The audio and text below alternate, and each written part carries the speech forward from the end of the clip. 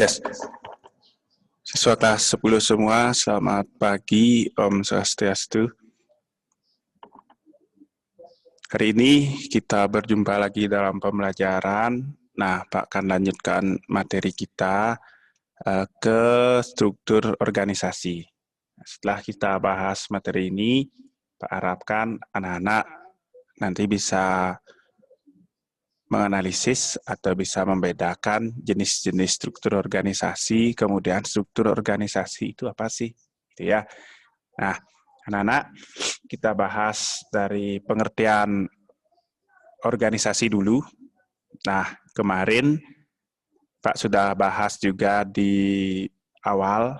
Nah, organisasi itu secara etimologi berasal dari kata to organize. Ya, to organize itu artinya adalah menyusun bagian-bagian terpisah menjadi satu kesatuan, dipergunakan untuk melakukan pekerjaan mencapai tujuan. Nah, singkatnya, organisasi itu berasal dari, atau secara etimologi, dari asal katanya adalah to organize, menyusun bagian terpisah menjadi satu untuk mencapai tujuan. Ya, jadi lagi anak-anak, organisasi itu berasal dari kata to organize. Nah, singkatnya adalah menyusun bagian-bagian terpisah menjadi satu satuan mencapai tujuan. Nah, dalam bahasa Yunani, anak-anak, organisasi itu kata dasarnya adalah organom atau organum. Artinya adalah bagian anggota badan. Nah, menurut Kamus Besar Bahasa Indonesia, organisasi itu apa? Kesatuan, susunan, terdiri dari bagian orang dalam perkumpulan untuk mencapai tujuan. Nah, intinya ada perkumpulan, kemudian ada orang-orang yang tergabung mencapai tujuan. Kemarin Pak juga sudah kasih kuncinya, organisasi itu adalah wadah, kan gitu kan? Nah, lebih rinci lagi, organisasi itu adalah susunan bagian-bagian atau orang yang berkumpul, dia bekerja sama mencapai tujuan. Itu ya. Nah, Pak lanjut.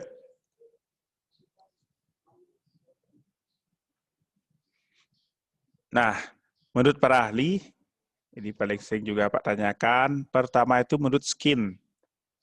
Nah, organisasi menurut Skin itu dia mengatakan bahwa organisasi sebuah koordinasi bersifat rasional sejumlah orang demi mencapai tujuan. Rasional, masih ingat? Rasional itu masuk akal, dapat kita cerna secara akal sehat. Robin dan Matwee gitu ya, Robin dan Matwee, dia menyatakan bahwa organisasi itu entitas sosial yang dikoordinasikan dengan batasan terus-menerus mencapai tujuan. Nah, berikutnya, ini yang paling sering juga kayaknya ada di soal, James Demani. James Demani itu dia mengatakan organisasi sebagai bentuk perserikatan, perkumpulan manusia untuk mencapai suatu tujuan bersama. Nah, itu menurut James Demani. Kemudian, menurut William School, gitu ya, School Z gitu tulisnya, dia mengatakan bahwa organisasi itu penggabungan orang-orang yang dihimpun dalam hubungan teratur dan efektif mencapai tujuan yang diinginkan. Karena perhatikan dari atas, kuncinya apa? Dari ahli 1, 2, 3, 4, ada mencapai tujuan. Kan gitu kan? Ada mencapai tujuan, kemudian ada perkumpulan. Nah, sudah? Lanjut dulu.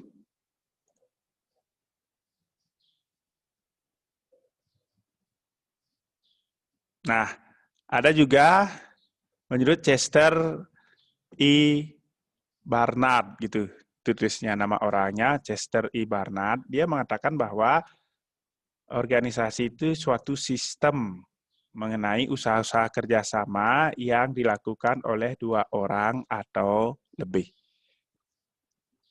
Kemudian menurut kamus administrasi, nah di kamus administrasi itu dia mengatakan bahwa organisasi itu suatu kerjasama kelompok orang untuk mencapai tujuan. Dari pendapat-pendapat yang di atas itu, kita simpulkan, organisasi adalah kumpulan dari 2 orang atau lebih yang bekerja sama untuk mencapai tujuan yang telah disepakati bersama.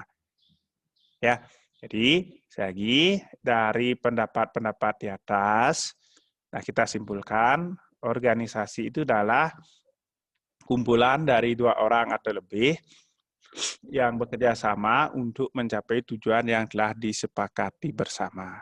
Itu ya. Nah, kemudian lanjut dulu, silahkan diperhatikan.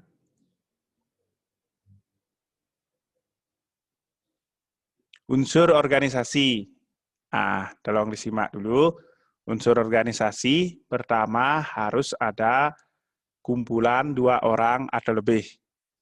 Namanya organisasi itu harus 2 orang atau lebih. Kalau 1 orang itu bukan organisasi tetapi sendiri gitu kan. Kemudian ada kerjasama, kemudian ada tujuan bersama, kemudian sistem koordinasi kegiatan dan pembagian tugas maupun tanggung jawab. Nah, pada satu pertanyaan yang bisa jawab silahkan. Apa yang membedakan tugas dengan tanggung jawab? Silahkan yang bisa jawab tunjuk tangannya.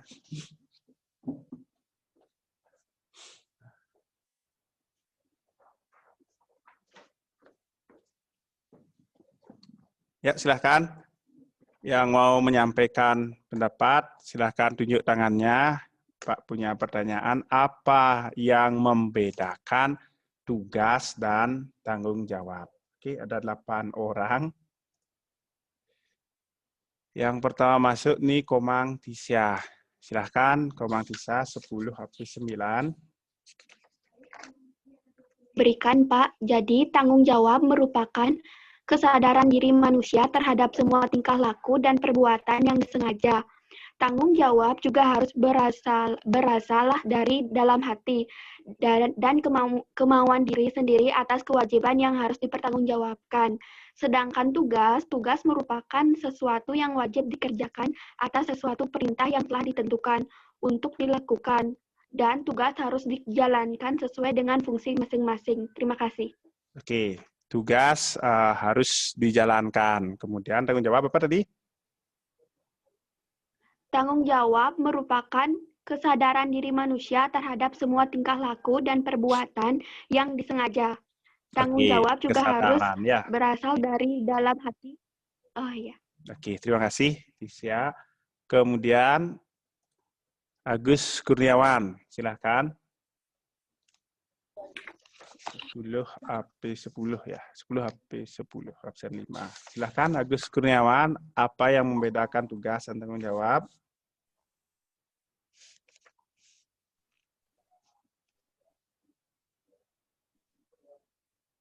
Silahkan, belum kedengeran sini.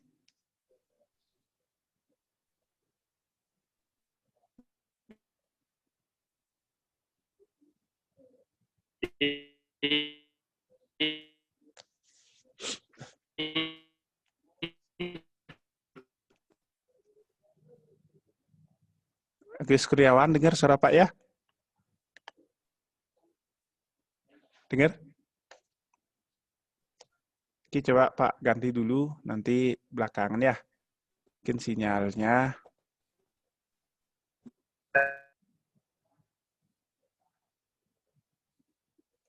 Giri Sutami. Tugas artinya fungsi yang ditugaskan kepada pihak tertentu, sementara tanggung jawab artinya sebagai akibat pelimpahan wewenang akan menuntut tanggung jawab. Coba diulang, tugas itu apa? Tugas artinya fungsi yang ditugaskan kepada pihak tertentu. Nah, misalnya apa? Contoh tugas. Tugas sebagai guru, tugas DPR gitu, Pak. Oke, terus? Tanggung jawab? Tanggung jawab artinya sebagai akibat pelimpahan wewenang akan menuntut tanggung jawab. Oke, pelimpahan wewenang kan menuntut tanggung jawab. Oke, terima kasih. Pak lanjut dulu.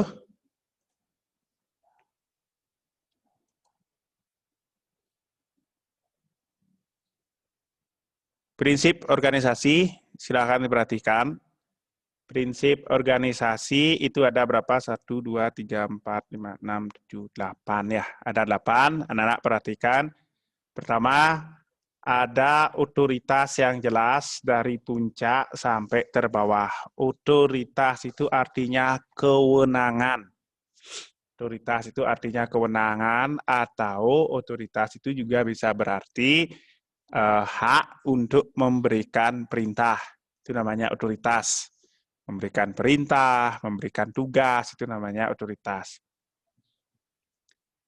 Nah, kemudian setiap otoritas itu harus dihubungkan dengan tanggung jawab. Diberikan tugas harus ada tanggung jawab.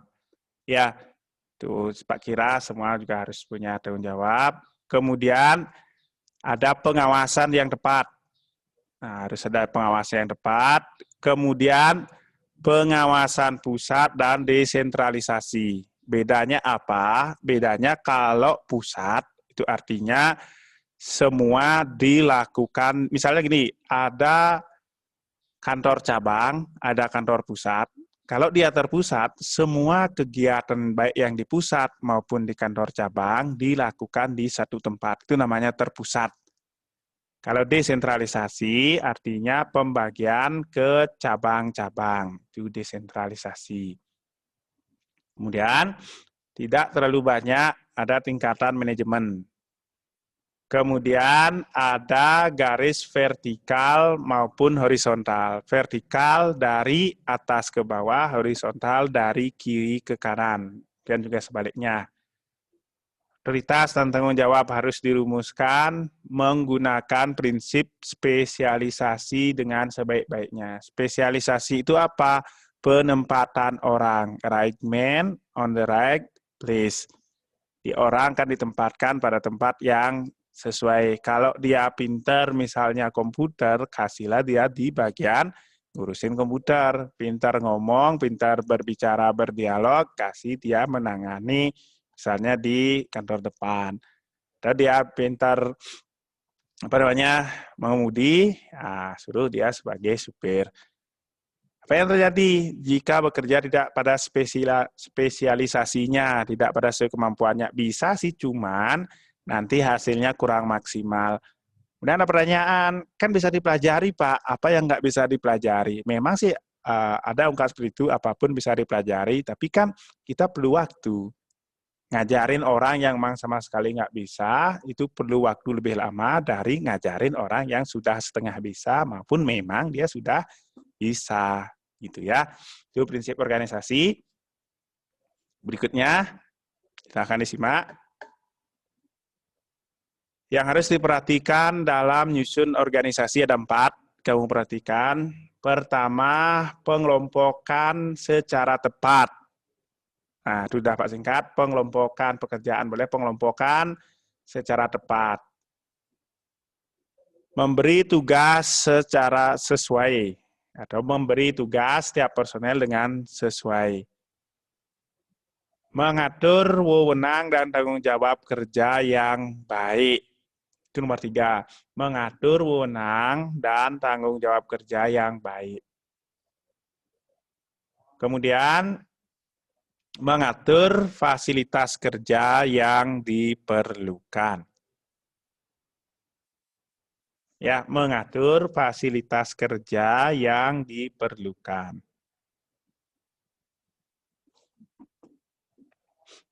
Udah sampai sana? Oke, kalau sudah, Pak ada satu pertanyaan, sebutkan 5 unsur-unsur organisasi. Silahkan yang bisa jawab, ditunjuk tangannya. Nah, siapa yang cepat masuk nih? Banyaknya, 17, 18, 19, 20.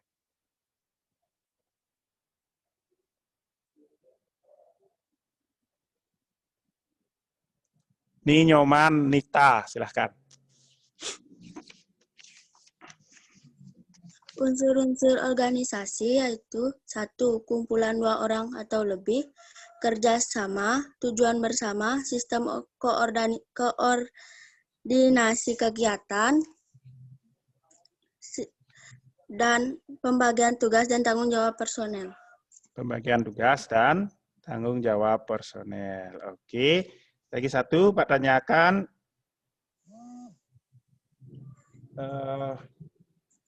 Siapa tadi?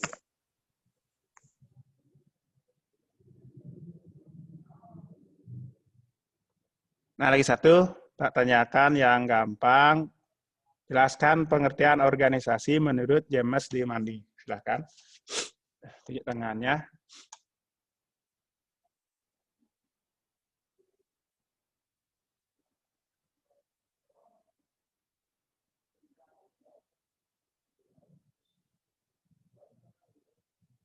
Komang Widi Nugraha Saputra. Ini, Pak. Ya, silakan. Menurut James Limani, organisasi itu apa? Organisasi menurut James Limani adalah setiap bentuk perserikatan manusia untuk mencapai suatu tujuan bersama. Apa? Coba ulang lagi. Setiap bentuk perserikatan manusia untuk mencapai suatu tujuan bersama. Setiap bentuk perserikatan manusia untuk mencapai tujuan bersama. Oke. Nah, Pak lanjut dulu. Ini 4 hal yang harus diperhatikan. Nah, pertama ada apa? Pengelompokan pekerjaan yang tepat, kemudian tugas yang sesuai untuk tiap personel, kemudian cara mengatur wewenang dan tanggung jawab, berikutnya mengatur fasilitas yang diperlukan. Lanjut dulu.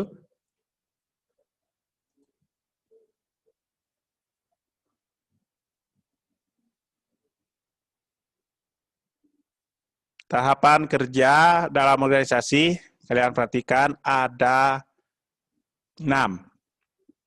Tahapan pertama itu tujuan. Tujuan itu artinya menentukan macam dan luas pekerjaan. Nah, silahkan disimak. Pertama ada tujuan. Tujuan itu menentukan macam dan luasnya pekerjaan. Fungsi. Fungsi itu artinya adalah aktivitas yang jenisnya sama berdasarkan sifat. Kemudian tugas. Tugas itu fungsi yang ditugaskan kepada pihak tertentu. Tadi sudah dijawab ya. Kemudian pelimpahan wewenang. Pelimpahan wewenang itu memberi wewenang kepada petugas melakukan tindakan. Ada juga pemintaan tanggung jawab. Nah, setiap wewenang itu pasti ada tanggung jawab. Kemudian terakhir kewajiban bertanggung jawab. Nah, tahap akhir penyelesaian kegiatan itu namanya kewajiban bertanggung jawab. Ya, setiap akhir pekerjaan itu intinya adalah tanggung jawab. Ada 6. Dah?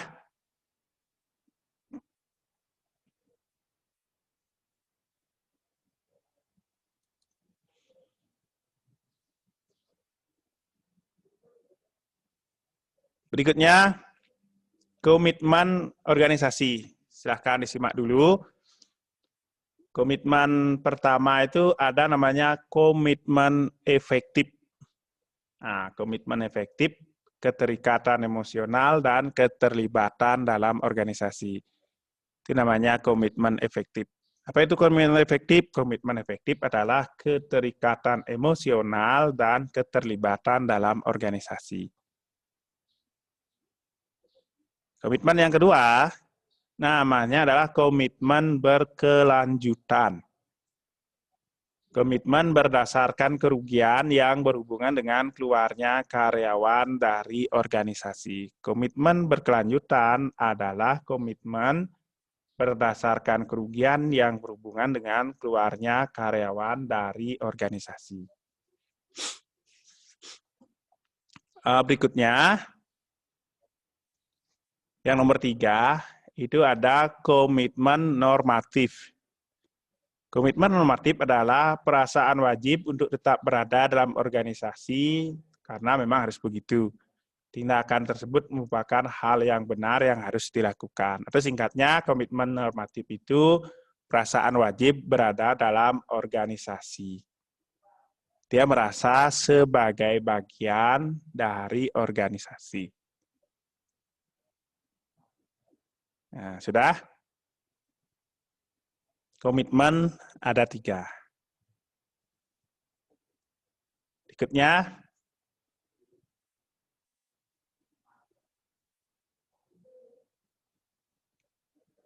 silakan perhatikan ada bentuk atau bagan. Bentuk atau bagan organisasi. Nah, sebelum ke bentuk, Mbak tanya yang gampang-gampang aja. Siapa yang bisa menyebutkan 8 prinsip organisasi? Silahkan ditunjuk tangannya.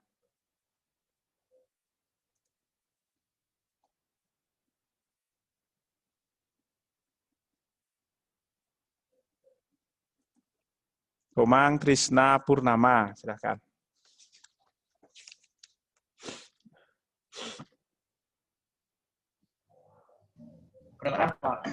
Sudah. Prinsip organisasi ada 8, yaitu ada garis otoritas yang jelas dan bagian puncak sampai bagian terbawah.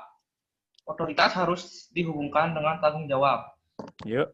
Jenjang pengawasan harus tepat, pengawasan pusat dengan desentralisasi yang maksimum. Tidak terlalu banyak tingkatan manajemen.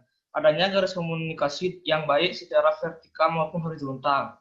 Otoritas dan tanggung jawab harus dirumuskan menggunakan prinsip spesialisasi dengan sebaik-baiknya. Oke, terima kasih.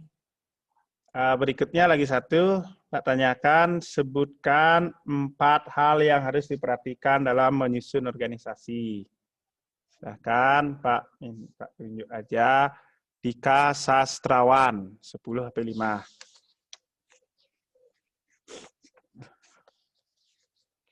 Dika.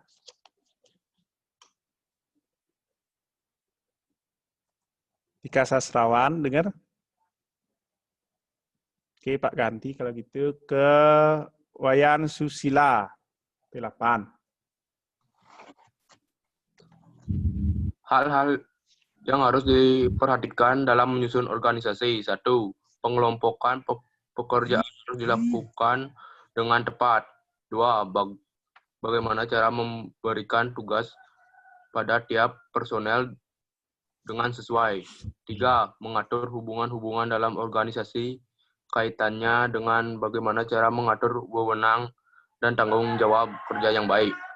4. Lingkungan kerja kaitannya dengan bagaimana mengadakan dan mengatur fasilitas kerja yang diperlukan. Oke, terima kasih Susila. Lagi satu. Ini siapa?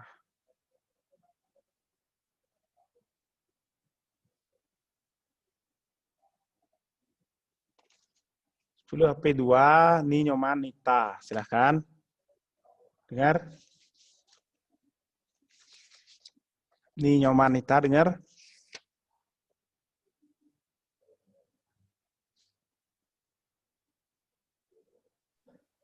Dengar, Pak.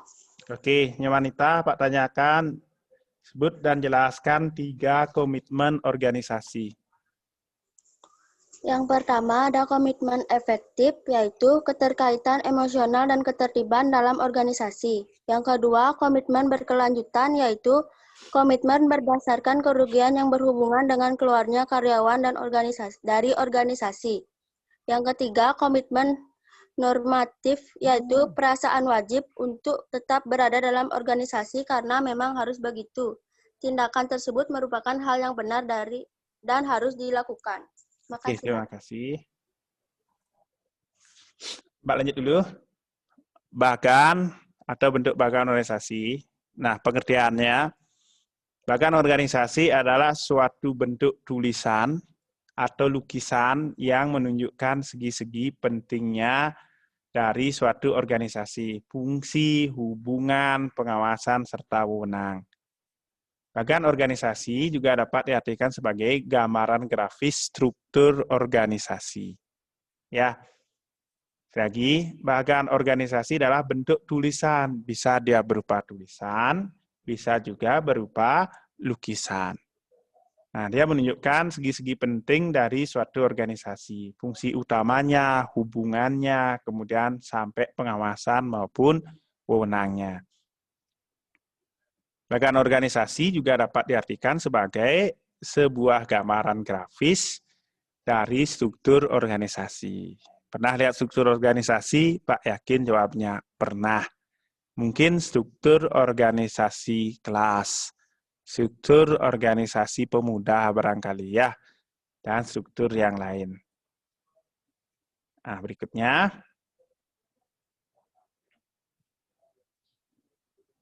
Bentuk struktur organisasi yang pertama, ini namanya bentuk struktur organisasi piramida. Anak lihat, nah, gambarnya seperti ini, bentuk struktur piramida. Bentuk yang pertama ada namanya bentuk piramida. Bentuk piramida itu menggambarkan jenjang dari atas ke bawah, semakin ke bawah, semakin meluas. Pak lihat di atas. Manajer umum cuma ada satu aja. Terus ke bawahnya manajer proyek ada dua. Di bawah manajer proyek ada lagi. Ingat lihat ini. Bentuk piramida itu menggambarkan dari atas ke bawah, semakin meluas. Itu ya. Bentuk yang kedua. Bentuk yang kedua itu vertikal. Nah, bentuk vertikal itu mirip dengan piramida, akan tetapi bagian vertikal digambarkan tidak tegak sepenuhnya. Nah, bentuk yang kedua ada vertikal. Vertikal itu bentuknya mirip dengan piramida, tetapi bagian vertikal yang digambarkan tidak tegak sepenuhnya. Nah, berikutnya ada juga bentuk struktur organisasi horizontal. Nah, ini jarang sih dipakai. Yang paling sering dipakai itu piramida. Nah, ini bentuknya horizontal, disusun dari kiri ke kanan, atau boleh dari kanan ke kiri. Itu namanya bentuk horizontal. Nah, lihat gambarnya, ini disusun dari kiri ke kanan. Atau kalau dibalik, boleh dari kanan ke kiri. Semakin ke kanan, semakin rendah jabatannya. Semakin ke kiri, kalau seperti gambar ini, semakin tinggi jabatannya. Gitu. Kalau tadi, ini lihat yang pertama tadi, ini semakin kemana kalau tinggi? Semakin ke atas, semakin tinggi jabatannya. Kalau ini, semakin ke kanan, semakin rendah jabatannya. Atau semakin ke kiri, semakin tinggi jabatannya. Nah, berikutnya, nah, ada juga struktur bentuk lingkaran, tapi ini jarang. Pernah nggak anak-anak lihat struktur seperti ini? Nah, kayaknya jarang. Nah, ada juga bentuk lingkaran. Bentuk lingkaran itu disusun seperti gambar yang anak lihat di layar. Nah, hubungan antara jabatan satu dengan lainnya disusun dalam bidang lingkaran. Nah, semakin ke tengah, semakin tinggi jabatannya. Jadi kita sudah tahu sekarang dengan melihat struktur organisasi, ada yang strukturnya semakin ke atas, semakin tinggi jabatannya. Semakin ke kiri, semakin tinggi jabatannya. Ada juga yang untuk lingkaran seperti ini, semakin ke tengah, semakin tinggi jabatannya. Ya, oke. Berikutnya. Nah, struktur organisasi, silahkan disimak dulu. Ada dua pendapat menurut Robin dan Gibson. Nah, dibaca dulu bentar. Menurut Robin, dia mengatakan bahwa struktur organisasi itu cara menetapkan pembagian, pengelompokan, dan pengorganisasian pekerjaan secara formal. Kemudian Gibson dia mengatakan struktur organisasi merupakan cetak biru mengindikasikan bagaimana orang dan pekerjaan dikelompokkan bersama dalam satu organisasi. Nah, dari pendapat itu, Pak simpulkan anak di bawah, struktur organisasi adalah susunan komponen-komponen atau unit kerja yang menghubungkan kedudukan, tugas, wewenang, dan tanggung jawab yang berbeda-beda antara satu dan lainnya dalam suatu organisasi. Nah, jadi simpulnya apa? Simpulannya, struktur organisasi adalah susunan komponen-komponen atau unit-unit kerja yang menghubungkan kedudukan, tugas, wewenang, dan tanggung jawab yang berbeda antara satu dan lainnya dalam suatu organisasi. Itulah namanya struktur organisasi. Ya. Nah, kemudian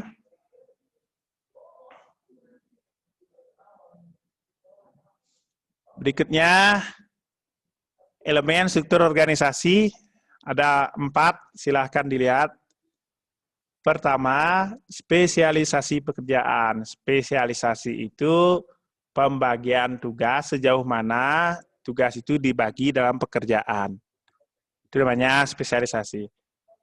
Ada rantai komando. Nah, struktur organisasi itu pasti ada garis. Kalau nanti kamu perhatikan. Nah, menunjukkan adanya wewenang. Wewenang itu apa? Kemampuan memberi perintah untuk dipatuhi bawahan. Ada juga kesatuan komando, hubungan pemimpin dengan yang dipimpin. Itu namanya kesatuan komando. Kemudian ada juga rentang kendali. Nah, rentang kendali itu apa? Jumlah orang yang secara langsung bertanggung jawab terhadap pekerjaan. Ini yang paling sering juga sentralisasi, desentralisasi. Tolong dilihat, sentralisasi itu semua wewenang diputuskan di pimpinan pusat. Desentralisasi adanya pembagian wewenang kepada pimpinan cabang atau daerah. Terakhir,